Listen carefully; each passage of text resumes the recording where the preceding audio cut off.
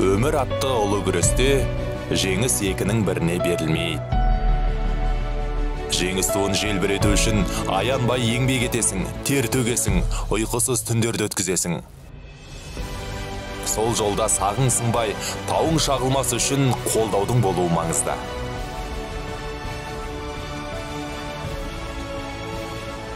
Арқа сүйер отбасың барда, сен алмайтын қамал, бағындырмайтын белес жоқ.